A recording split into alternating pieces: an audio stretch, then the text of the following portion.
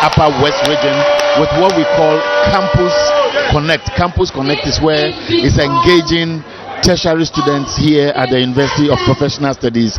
And as we speak, I'm told she's the first female team student president here at the. She's speaking, so let's go there live and listen to what she's saying. I'll come back and tell you more about what is happening in this hall.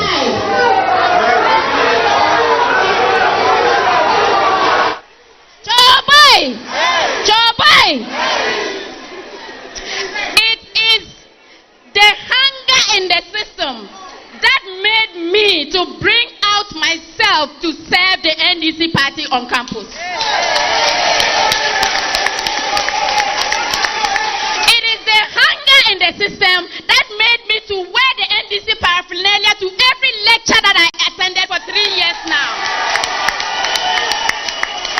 It is that hunger that has made you to wait this long for His Excellency John Dramani Mahama. I am keeping it brief because His Excellency is very tired. He is tired because of the nature of his what? His movement. Therefore, I am telling you that His Excellency John Dramani Mahama is bringing change, and he is bringing the training of over 1 million coders. If we give him the opportunity. Chobai, His Excellency John Dramani Mahama will train the youth in fintech. Chobai, 10 UBITs, 10 SD what? Hello. We want the political party that builds, not those that rename. Hello. Builders, they create jobs. Renamers waste taxpayers' money. Hello. The money that is being spent to rebrand this campus, to repaint it because of renaming a campus after the forefathers of a political party. Those monies can be channeled elsewhere. Can't it be channeled elsewhere? We want generational thinkers. And His Excellency John Dramani Mahama, he is the generational thinker of our time. Chobai. I am summarizing, and I am summarizing by saying, hey Mahama, continua on Abe, hey Mahama, continua on Abe, NDC, continua on Abe. So you have one of the students who has charged the atmosphere. I'm told she's the first female team president of the University of Development Studies here at the WA campus of the University of Development Studies. She said something very significant, that they want generational thinkers who will build the country and not waste the taxpayers' money. But as we speak, the program is still ongoing. In here are students reading different courses, and these are young people who believe in the future of this country, and for that reason are participating in the political discourse by helping people to decide on what is best for this country. And I told you John Mahama has been going around this country, and this is the time he's spending with the people in the Upper West region. So let's go there and listen to what the announcer is saying. One Central Constituency, Chairman Adam. We're also grateful for the presence of Dr. Godfred Sedi Jasau, MP for WA East. We are grateful for making time to meters. We have with us Professor Agbenyo, the patron of the university. We have our indefatigable heavyweight chairman, Bonus, heavyweight. The leader of the parliamentary caucus of the Upper West region, Alhaji Dr. Hassan Rashid Pelpro. We have with us dignitaries from the Regional Executive Committee and other committees representing the region. We are most grateful. Ladies and gentlemen, quickly I'll call to address us the TAIN patron, Professor Agbenyo.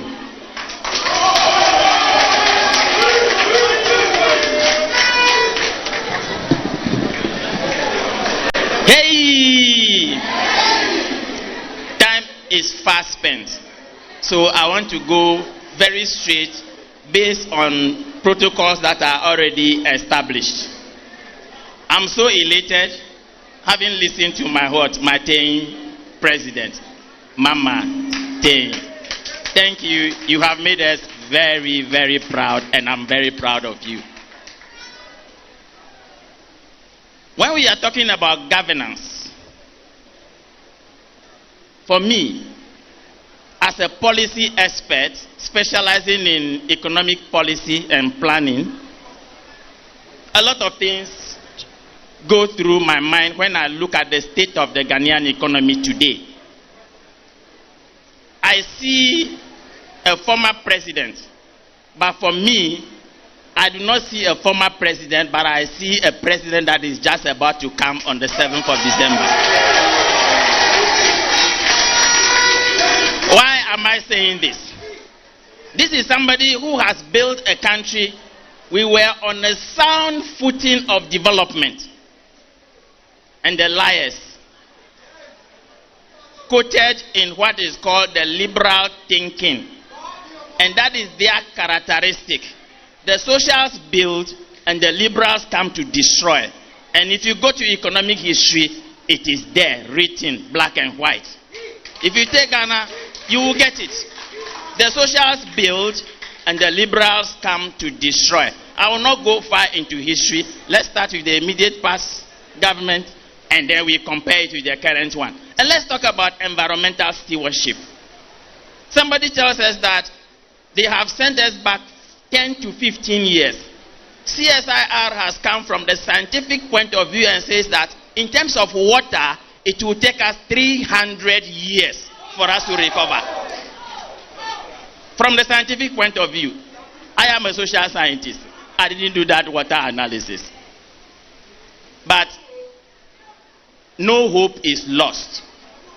There is hope for us. And that hope is who? JM. His Excellency. This hall is filled to capacity, not for nothing.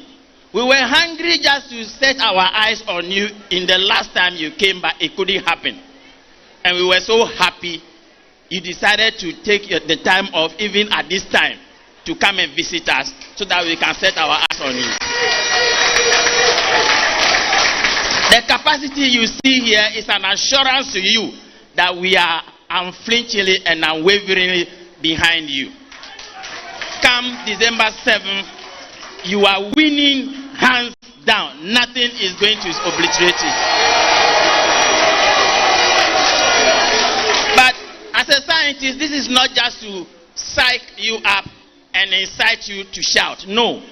Let me touch on just two policies that make me assured that the history we have with JDM is going to come in the future. Let's talk about the 24-hour economy as a policy person. I don't want to go into the details. All I will say from the policy point of view is that it is a framework. And in that framework, whatever growth that is currently in existence will be tripled. That is what it means. We are working 8 hours today. And if a policy is coming and we are supposed to work 24 hours, it's 8 times 3. So we are talking about the cubic growth rate when John Dramani Mahama came. And that is the kind of growth we need. That is the kind of growth we need to be able to save this country from the doldrums, the quagmire, and the abyss into which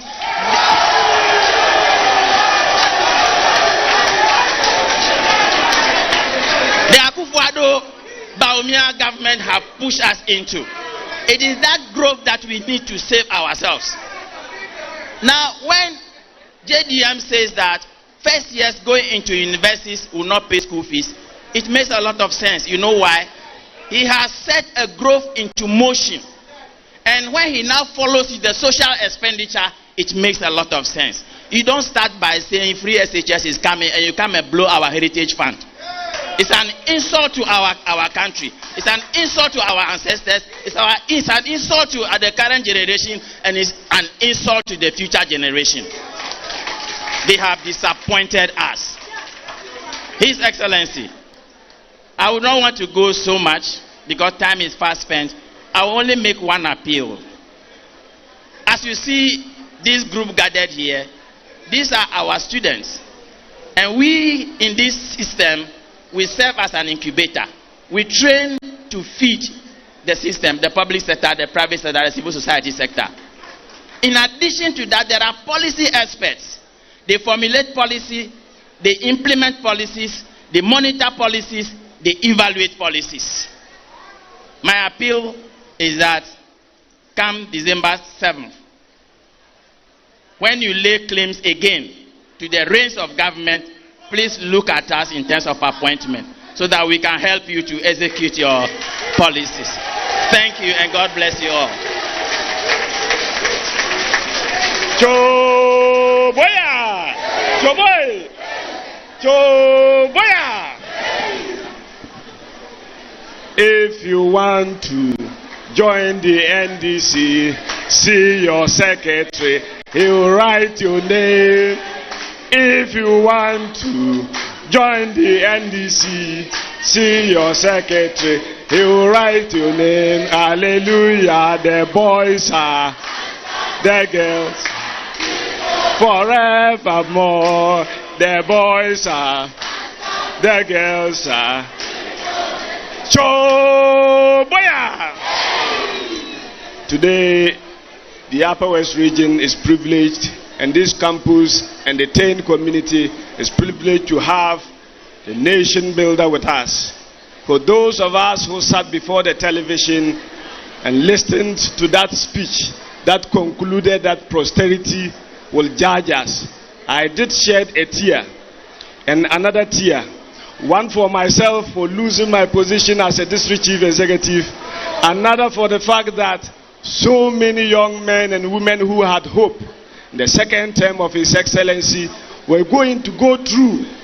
Oh, I did not really believe that we were going to go through these 8 years of torture. Thankfully, His Excellency has risen up to the opportunity for us to grasp the future that comes for us. I invite to the ladies and gentlemen, a fine young man who has been with this party. I invite to the podium a personality who is soft-spoken but true to his word. A personality who bears no grudge. I invite the parliamentary caucus leader of the Upper West region, Alhaji Dr. Hassan Rashid Pelipur.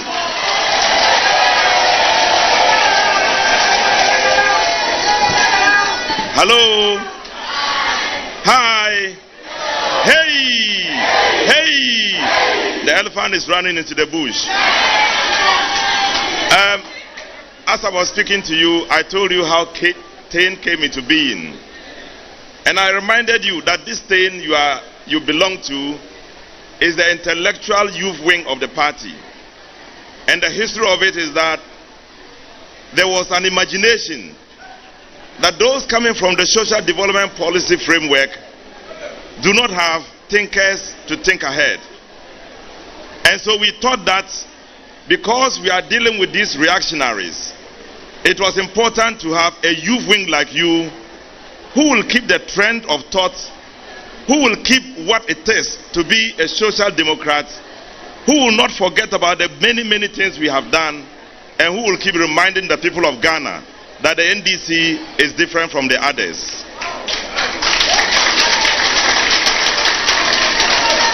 I want to ask you, in your short life as a student and as a TAIN member, can't you make a practical example in demonstrating that we are different from the MPP? If you look at the Nanado Bao, is it? Yes. If you look at that administration and you look at the nation builder, Excellency John, help me to call the name, John Dramani Mahama. If you compare the two, can't you see the difference? So how will you call yourself if at the end of it all, after knowing what it is, when you carry, do you know dung? When you carry dung, alcohol, and you carry ordinary water, won't you see the difference? So the difference is clear. In fact, it will be an insult to Ghanaians, a breach of our democratic dispensation and principle for you to go and vote for that party. Again, he said it will never happen. Is that true? Very good. Anyway, so time is very limited. I'm not going to speak much. I already told you that when I came here and saw you talking and saw you doing all the things you were doing, it reminded me that I was like you and then became the first president of TAIN. So Dr. Rashid Pelpo is currently about to invite His Excellency John Dramani Mahama to come to the podium, and it is for his presence here that we have hundreds of young men and women charged to see the change that John Mahama is driving to reset Ghana, to develop this country. And so Dr. Rashid Pelpo, for the records, for many of you are watching live on Wizard TV, what is going on here, is one of the founding members of the TAIN, which is the tertiary education branch of the NDC. And today he is addressing students of the UDS campus of TAIN, and John Dramani Mahama.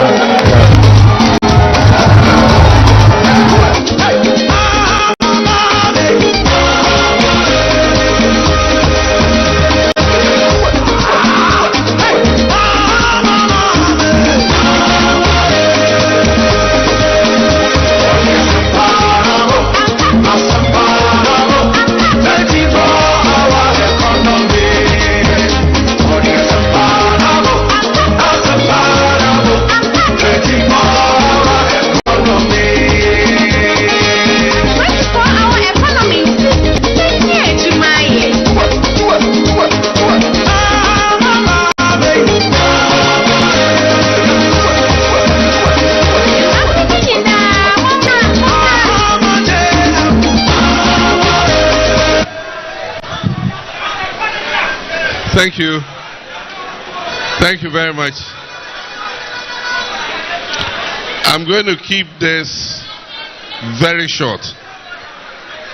I'll just begin by thanking all of you for your patience and your love in waiting for us this evening. Actually, this campus program was not part of the campaign program. But when I arrived in the morning, I looked at the program that I was presented with. It was to take us to all the 11 constituencies in the Upper West region. And then I asked, I said, why aren't we doing something for the young people, for the youth, like going to one of the campuses? And they said, oh, we wanted to add it, but we couldn't tell whether you would agree for it to be added. I said, you add it.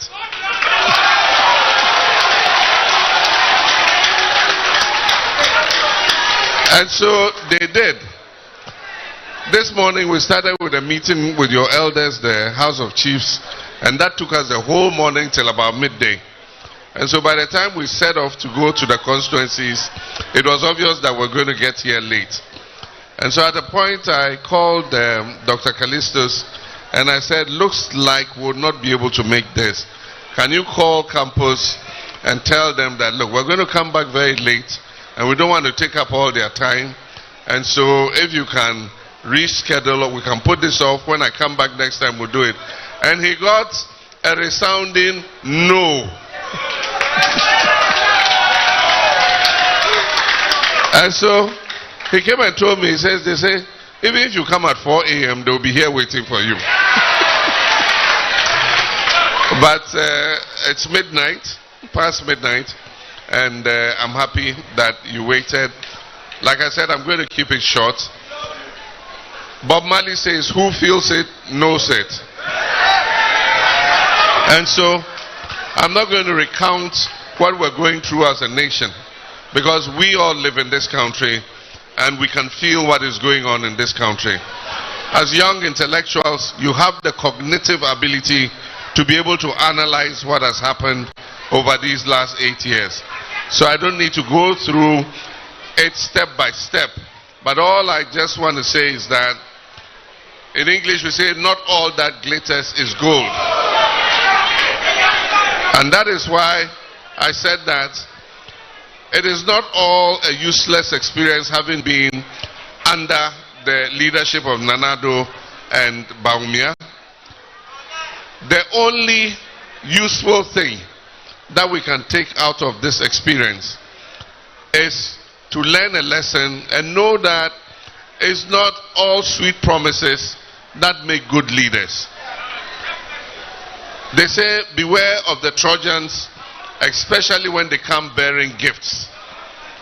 That's in Greek mythology. It means, beware of those who come promising you everything and plying you with gifts.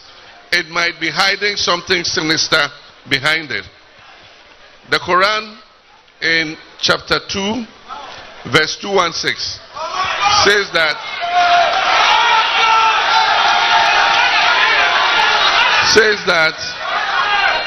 you may hate something, but it is good for you. And the thing that you love might be what is bad for you.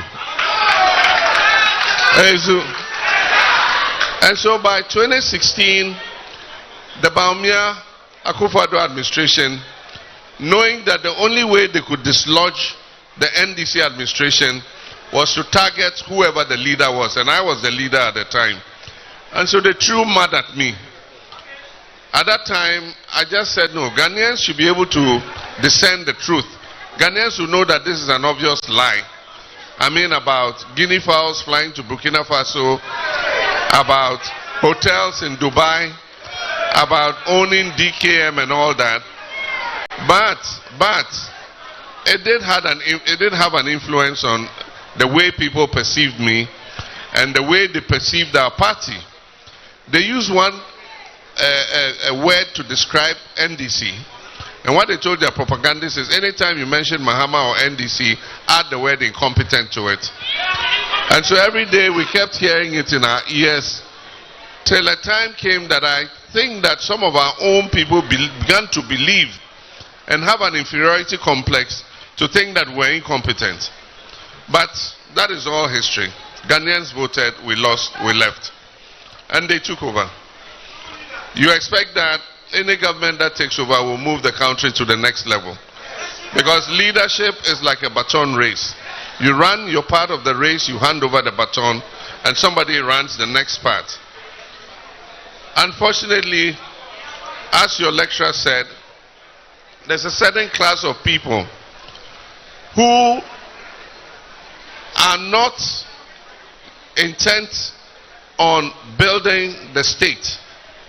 They are intent on making an environment where they can benefit. And so one government builds it up, another government brings it down. And it happens in democracies. If you look at the United States of America, Bill Clinton built up the American economy, and George Bush came and went to war with it and brought the economy back down. Then Obama came and built up the economy again. And then guess who came? Trump came and brought it back down. And Biden has come and is lifting it up again. So it is a cycle that happens in democratic systems. And so our destiny that God has given us is that we must always intervene when the nation is in crisis and build the nation back for the benefit of our children and our future.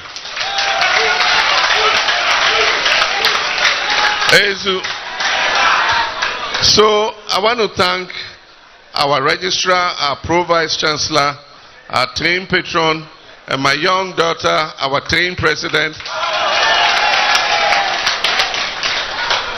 for your enthusiasm, your excitement, and everything that you're doing to keep the future of our party alive. Because when I see young people like you, I feel happy that our party has a future. And I consider all of you my children, because many of you are the age of Sharaf and Farida and all of them. And so I owe it as a responsibility and a duty to you to reset Ghana, bring Ghana back on its feet, so that you, the next generation, can take it and make it the land of prosperity that we all expect it to be. And so, like I said, I'm not going to speak very long. There's a mixture of you. There are those from the technical university, those from the nursing training, and those from the College of Education, and those from University of Development Studies. First, let's talk about, what did you say, SD what?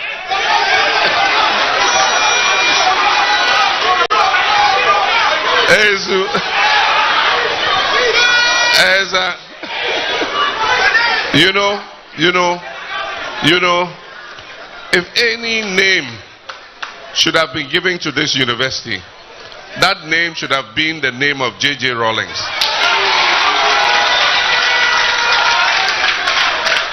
He won the World Food Prize. They gave him $50,000 prize money.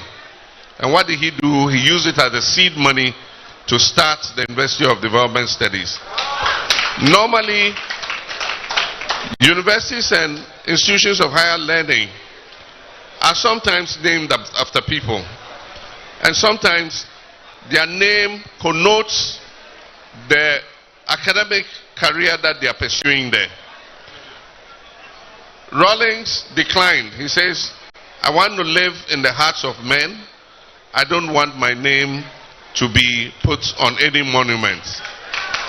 So, once the founder, because if you name an institute after anybody, you name it after the founder, if you have to.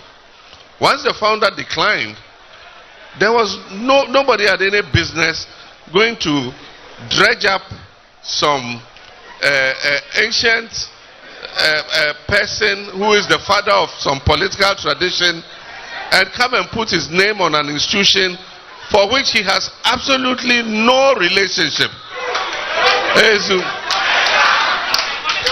So, 7th January 2025, when we finish Independence Square, we will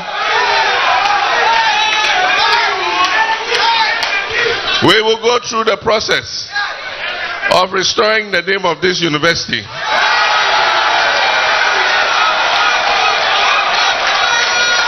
To simply the University of Business and Integrated Development Studies.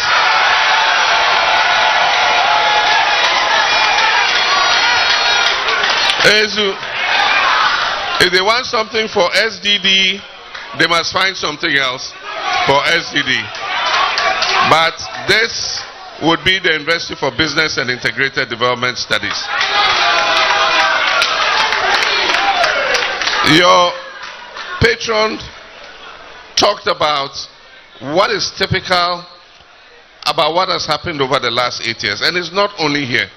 It's everywhere. It's on every campus, in every secondary school, in different facilities, health facilities, everything. It's as if time came to a halt on 7th January 2017. Because several projects that were taking place across the country, E-blocks, hospitals, hostels, administration blocks, lecture hall complexes, everything came to a standstill. And in 8 years, all these projects have been abandoned. And I know several of those projects on this campus. The auditorium has come to a standstill. The Atta Mills hostel has come to a standstill. The library complex has come to a standstill. The multi-complex lecture halls have come to a standstill. The administration block has come to a standstill. And several other projects that were being established on this campus. I can assure you, if you read the manifesto of the NDC, we say that our priority would be to continue and complete all abandoned and uncompleted projects.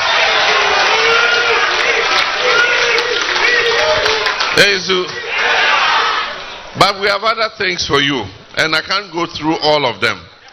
We have the no fee stress policy. And that means that for all your younger sisters and brothers who are coming, in the first year, they don't have to worry about academic fees. We've costed it. It's going to cost about 300 million CDs. We're going to budget for it. We're going to give the money to the student loan. They'll give it to your younger brothers and sisters as a grant. And they'll use it to pay their academic fees so that they don't have to worry about that. Then persons with disability would have fee-free education throughout tertiary. And so they don't have to worry about tertiary fees. And so those are all programs that we're bringing in to make life easier for you. But one that you would love to hear is the Bed for All program. We're going to take part of your university land. We're going to do a design of hostels. And we're going to invite the private sector to come and build the hostels.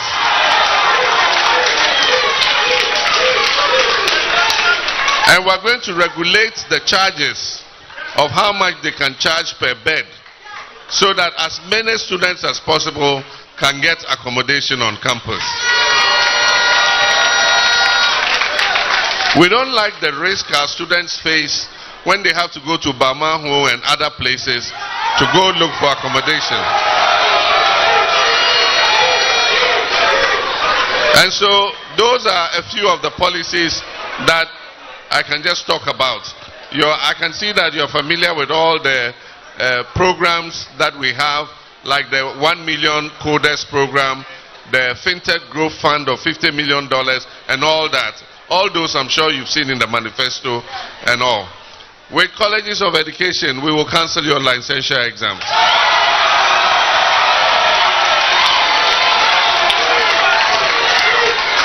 Your licensing as teachers will be included in your final year program. And so when you come out of school after finishing your final year program, you come out as a licensed teacher.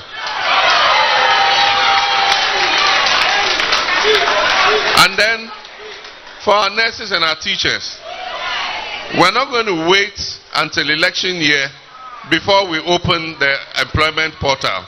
It will be open every year and we'll continue to employ every year. Every year we'll keep employing and filling up the gap every year instead of a government that waits till it's time for elections. Then they say the employment portal is open. No, NDC is not that kind of government. We're going to improve the programs on our nursing training campuses, introduce specialized programs, degree awarding programs and all that, so that we can have self-improvement for all our young nurses who are going through school. There are several programs and things for everybody, and I'm sure that all of you are going to benefit from that. The 24-hour economic policy, I've said in our 120-day program that we would introduce the policy within 120 days of coming into government. And that policy just means accelerating our economy. I've said somewhere that if they are walking, we must be jogging. If they are jogging, we must be running. If they are running, we must be flying. And so we need to accelerate this economy. And the way we can accelerate it is not to work from 8 o'clock to 5 p.m. The way we can accelerate it is to work 24 hours round so that everybody is working continuously. And somebody says, oh, but where is the demand going to come from? I say, as president, I'm going to chair the Accelerated Export Development Program.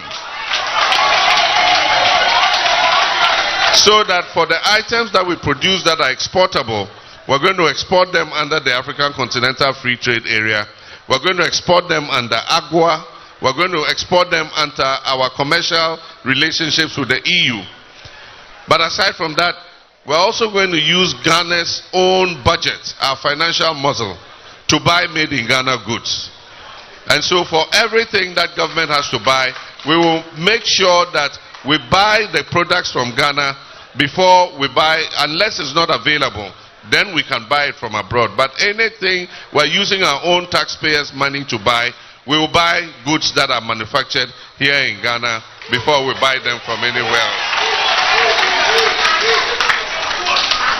And so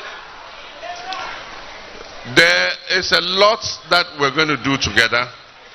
The night is fast spent, like I said, and so I was not going to take too much more time. But to say that when you have lost your way on a journey, you don't keep going when you are lost. You don't keep going on the wrong course. What do? You have to change course. And so it's obvious that Ghanaians realize that we're going down the wrong direction. The Akufo-Addo administration has lost its way.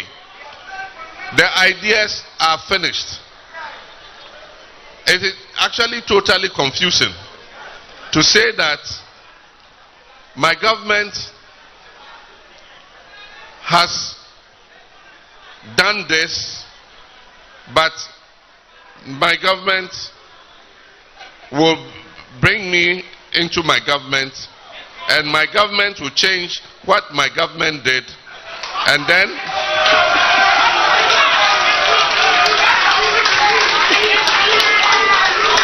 I mean, it's so bizarre. It's the first time I'm seeing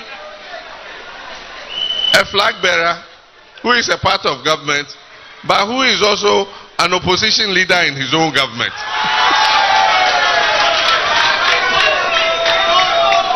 But we need honest and principled leaders.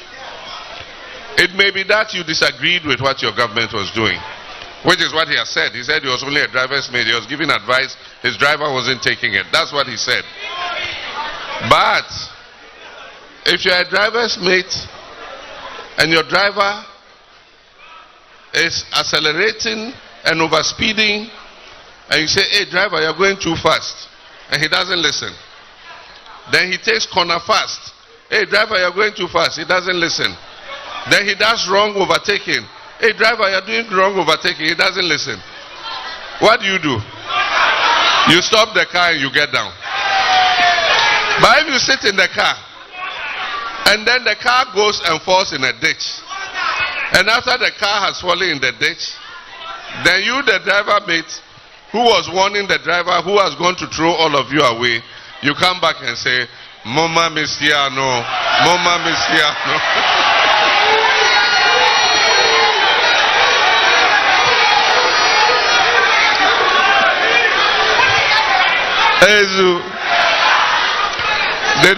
It's not done like that. And like I said, Ghanaians are discerning. Ghanaians want a change. And that change is going to happen on 7th December 2024. And what I can promise you is that I have said that if people work in public office, they must be held accountable to the people, because you are paid with the taxpayers' money. When I lost the election, I didn't go anywhere.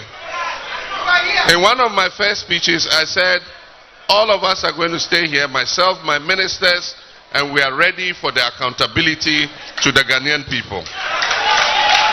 And I stayed here. I mean, if I had to be prosecuted, fine. Investigated, fine. And so it is my hope that after 7th January, people would also stay so that we can hold them accountable to the people.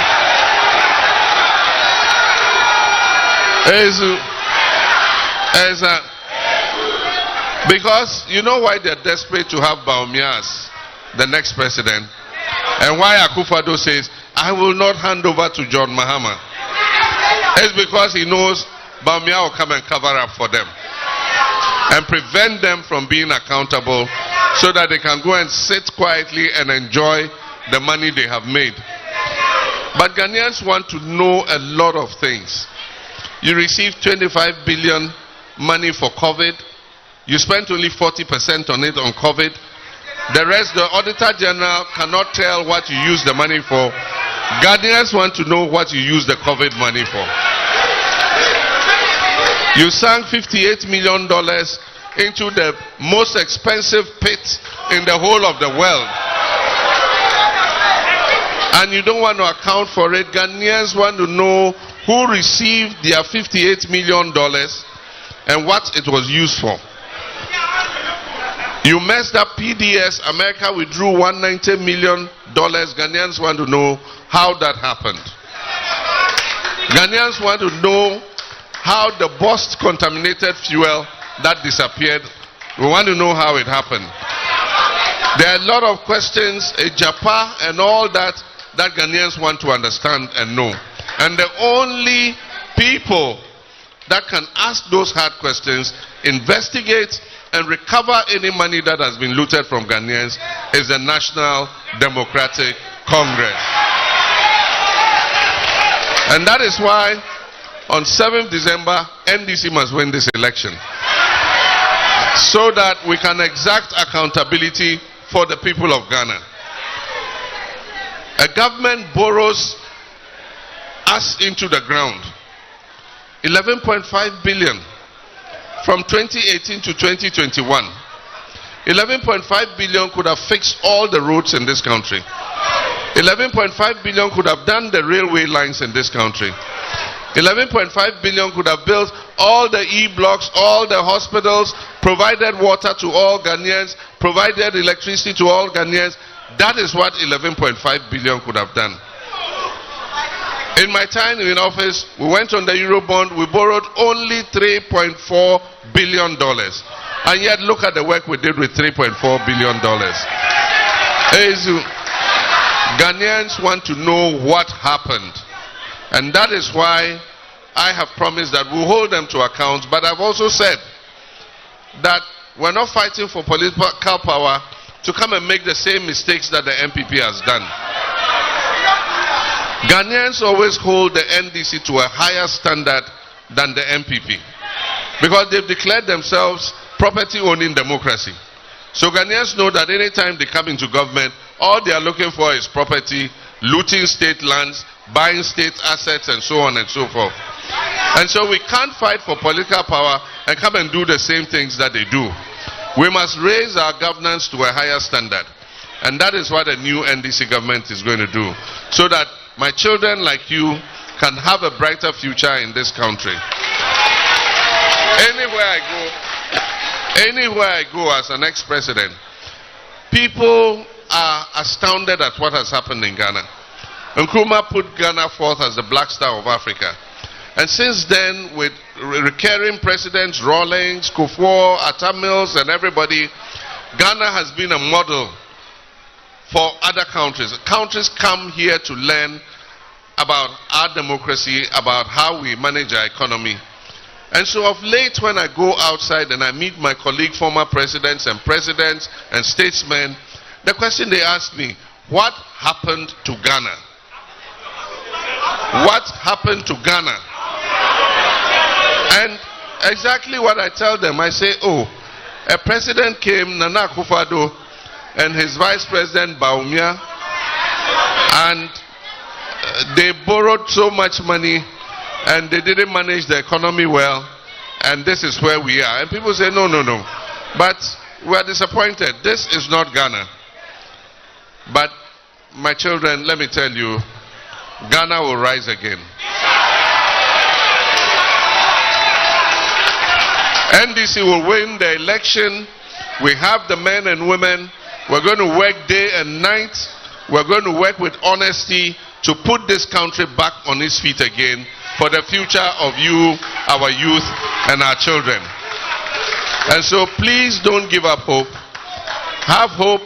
We're going to create a situation where you can come out of this university, hold your head up high, and be able to find something responsible to do, find a job to do, or even become an entrepreneur and own your own business and also become an employer instead of an employee. And that is what this university is teaching you to do. And so, let me thank you very much for your patience. Time is fast spent. By God's grace, all of you must be party agents on 7th December 2024. Please, if even you are not placed there as a party agent, at 5 p.m. go to your polling station where you voted and go and help to make sure that everything is recorded faithfully and accurately. Take your mobile phones with you, video everything that happens there, take pictures of the pink sheets and everything and put them on your status, publish them so that nobody can go and change any figures again. That is what I expect of you on 7th December. We're all not going to sleep for 48 hours. We're only going to sleep when you hear the announcement that NDC has won the presidential and the parliamentary elections. So thank you very much. Honorable Rashid Pelpo is our candidate for the parliamentary. I am the candidate for the presidential for Wa Central constituency. Some of you might be voting in other constituencies, but wherever you're voting, vote for JM and then also vote for your parliamentary candidate. Teach your mothers and your grandmothers how to vote and teach them how to look for the umbrella.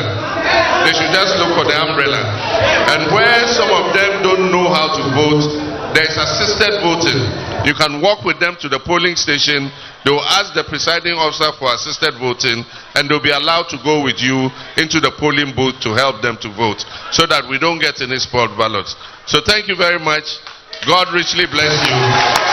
Thank you.